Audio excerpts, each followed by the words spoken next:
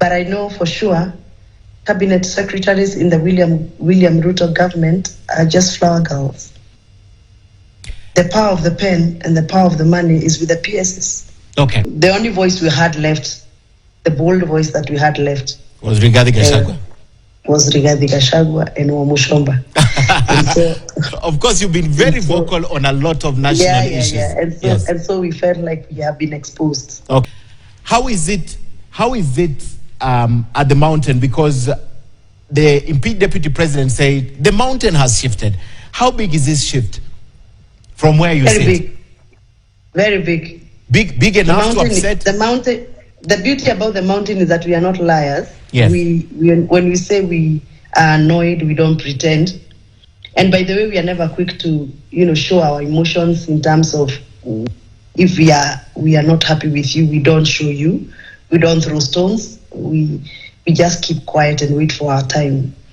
And the people of the mountain are not the people to shout. They don't shout. They just keep quiet. We murmur. We speak and get. We have a way of speaking, and we actually don't. Should I say we don't hype? We are not hypers of our emotions. Okay.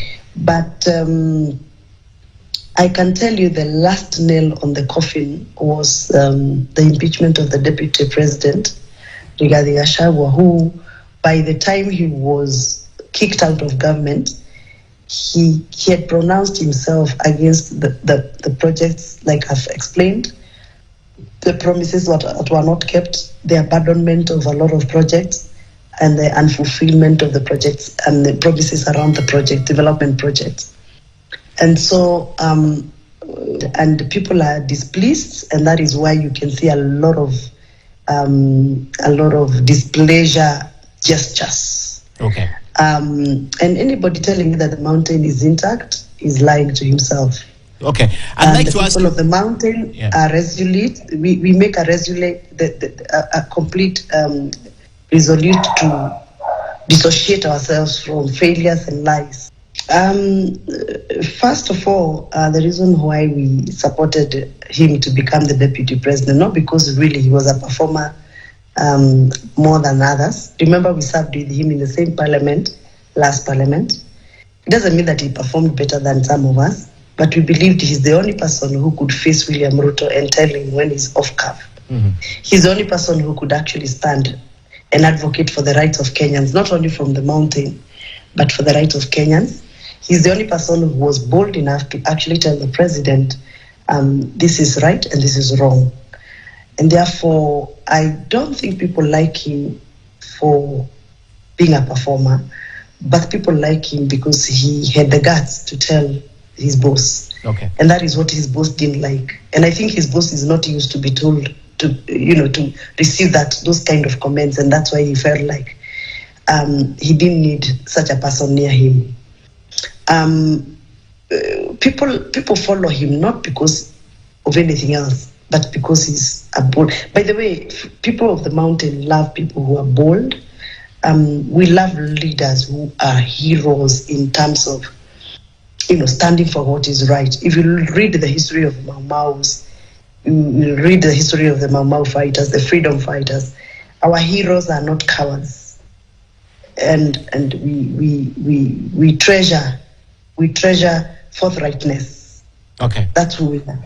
Okay. And we are not very unforgiving when we are rattled, and that I can tell you. And that's a language that people don't like when we say we are very unforgiving, because when the mountain decides, it decides. And by the way, whoever thinks that can come to the mountain and split the mountain into the Western Bloc or Eastern Blocs, that's a dream, that's a fallacy. It's never happened. We may look like we are divided, but when it comes to make a decision, we speak at night. And by the day, we make one solid decision. I want you to tell me. I want you to tell me how divided it is. When a few leaders come to TVs and radios and say the mountain is divided, and you believe them, I said that's a fallacy. The mountain can only be divided if the real people in the villages are divided, but they're not divided. The other day we were in Embu. What did you see? Are we divided? The division that is there is only between the electorates and their rulers, their leaders. Their leaders have their own way, but the majority, and by the way, remember the mountain has quite a populous population. I mean, it's a populous region. The division, I can say, it's only between the leaders who are elected and the people. And the people. And the people are the majority. And they're not divided. Okay. Now, okay. Where is the position? If they are divided, then just look at the videos that happened in the Embu. Okay. And remember, Embu is the eastern part that allegedly is supposed not to be speaking the same language with the westerns. That is the Kiambu.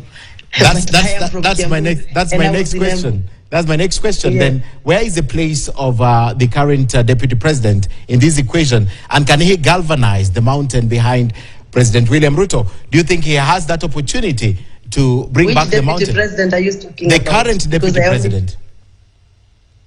The current? Yes. The constitutional one or the elected one? The current deputy, we only have one deputy president, Mheshimiwa. The constitutional one. Professor Kithure Kindiki. Okay.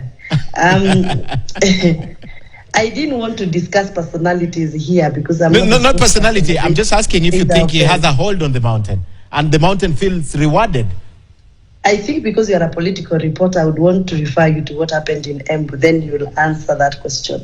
You don't want to answer this question. He was there. He comes from Tharaka-Nithi, and Tharaka-Nithi is just 20 kilometers from where we are. Yes.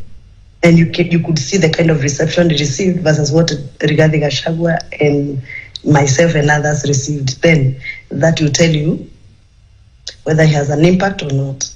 And I don't want to discuss personalities here. Okay, let's get away from the personality issue and discuss a fact. Do you think because of the position the mountain has taken now, a solid mountain behind Rigathi Gachagua, and based on what has happened first, that he was impeached, and secondly, broken promises, do you think this is a move that is likely to isolate the mountain from the rest of the country, so that we go back to 2007, for example, where it was one against many? Do you think, because the mountain is taking a position away from the rest of the country, they're the only people who are saying we are so aggrieved as to be solid behind one person? My brother, that's a narrative you media and a few leaders have been trying to push, trying to indicate that now that the mountain is rattled, the mountain is rebelling from the untrue fallacies and stories, that now we are going to be isolated. That's a narrative that has been pushed by the media like yourself. Let me tell you, and this is a fact, and you can take it to the bank. You will refer to this later. The mountain is never and will never be isolated. Why? Because the mountain does not live in isolation. We live in an ecosystem. For example, we are the landlords. Who are our tenants? How do we isolate tenants from landlords? For example, we are business people. We employ a lot of people to work in our businesses. For example, in Kiambu, every other small house, we have a cow and we have a attendant. That attendant sometimes is from Kisii, from Nyanza, from Western. How do you isolate that cow, that bomber from the worker? You can never isolate the mountain. That's a political narrative that is geared towards satisfying some people's political egos. I agree with you. So the next question is that, is the mountain isolating? Itself from the rest of the country? A week ago, the old Gema Association, that is Gikuyu, Embu, Meru, and Akamba Association, was revived. Yes. Yes, it is now a revamped association. Yes. So the Kambas are part of the Gema community now. And by the way, if you look at how we are doing our activities, every other day we are in Masailand, every other day we are in other areas, because we believe those are our allies. Okay. So the mountain is not isolating itself. And I've told you to keep that in your small note to refer to that note later. So the mountain is not isolating itself. Never, and no one is isolating the mountain. We have very many allies, and we are working towards making even more allies. But somebody is trying to bring out that political narrative, so that he can justify why he has to reallocate budgets from the mountain to other regions. This is about the budget now. This is about resources. This is about resources. Let me ask you, is there regrets? Because I'll go back to the 2022 election, pre-2022 election, Wamuchomba, and for the first time, the mountain did not have a solid leader running for president. In fact, the impeached deputy president said that we shall not make the same mistake we made in 2022, which means we didn't go as a solid bloc with a presidential candidate, in my opinion. That is what he was saying. So what happened in 2022 is that the mountain for the first time handed its leadership to William Ruto, and William Ruto was a de facto leader also of the mountain. Looking back with hindsight, was that a wrong move at that time, or you don't regret it because it was for a purpose at that time? It was a wrong move. It was a wrong move at that time. Yeah. That is where the rain began beating the mountain. You agree? Sorry? That is where the rain began beating the mountain. Not necessarily, because you can adopt somebody else from another region to become your leader and you still survive. But I think what the mountain hates and dislikes is betrayal, because that is betrayal. Yeah. What happened to us was we trusted you, we gave you all our love, our support, our resources, and we agreed that we can actually do it without getting into MOUs and agreements, and then all of a sudden you betray us. So that is betrayal, and that's what is arcing the mountain right now. Okay, if the president today pulled a rabbit out of the hat and gave the position of Interior Cabinet Secretary to someone from the mountain, will this pacify the disappointment from the mountain? Will the Interior Cabinet Secretary come along with the Mau Mau roads and complete them? Will the Interior Cabinet Secretary come along with the guaranteed minimum return for our crops, coffee, tea, and milk? If so, we'll be very happy.